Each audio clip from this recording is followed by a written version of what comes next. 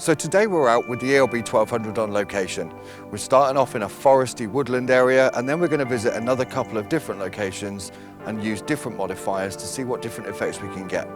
The location we've chosen is a fallen tree trunk across a little stream. I'm not worried about the stream in this image, but what it does give me is the opportunity to get the model up a lot higher than me and make it look a lot more dominant in the picture. As I'm using medium format, I want my depth of field to be spot on. I've metered my light for f8. This gives me a much shallower depth of field than it does on a standard DSLR, but it enables me to get the background out of focus and stop it being too distracting in the image. So the first modifier we're going to use is Elinchrom's high performance reflector, which will really enhance the dress, make it pop and get all of the sequins glistening on the dress. The deepness of the reflector allows us to throw the light a lot further at much lower powers on the pack. It also gives us a massive amount of control of where that light goes onto our subject. Remember, we're trying to illuminate the subject and not the entire picture. Okay, for the next shot, what I wanted to achieve was something a little bit different. We've got a lovely canopy of trees here where the sun is actually dappled through the leaves on the trees all over the ground.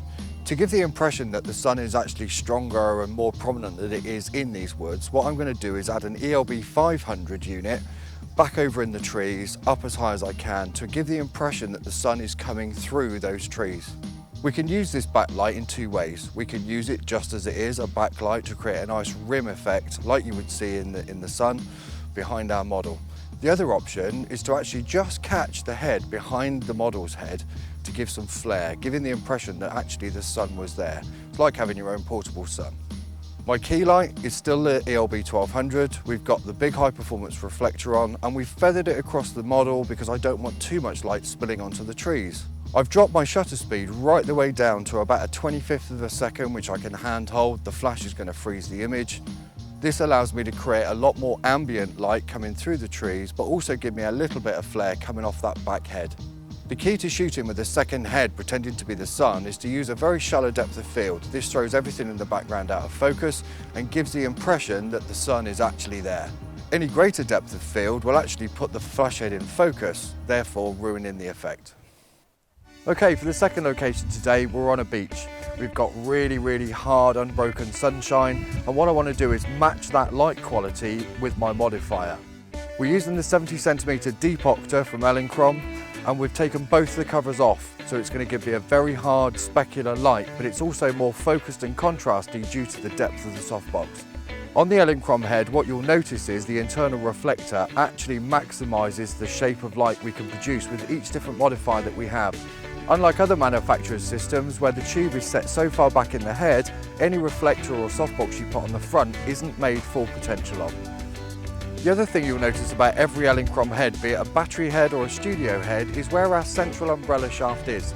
This enables us to use very short rods with silver, gold, translucent or frosted deflectors to bounce the light back into the modifier, making the most of the surface area. Balancing daylight with flash is actually quite straightforward. The first thing we need to do is find out what our ambient exposure is going to be. I've set my ISO to 100, I've set my shutter speed to 125th, which is the flash synchronization speed of my camera. My aperture it gave me was f11. All I now need to do is meter my light to match f11. To make the image a bit more interesting, we're now using an HS head or a high sync head plugged into our ELB1200. This enables us to kill the ambient light and shoot up to shutter speeds on my camera of up to 4,000th of a second. On most DSLRs you can get up to 8,000th of a second, almost making the light behind us today nighttime. Even shooting at a 500th of a second outside with our flash enables us to make the sky a really deep blue colour, which is a lot more pleasing to the eye.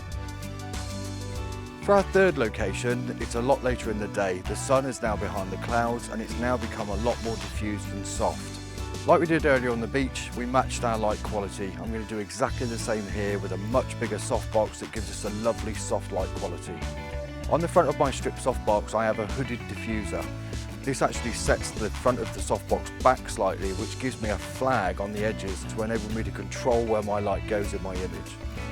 Rather than shooting at my 125th of a second flash synchronization, what I've now done is slowed my shutter speed down. We're down to a 25th and a 30th of a second, just to enable us to record the ambient light around us and get some of the sun speckles that are actually dappling the walls around us.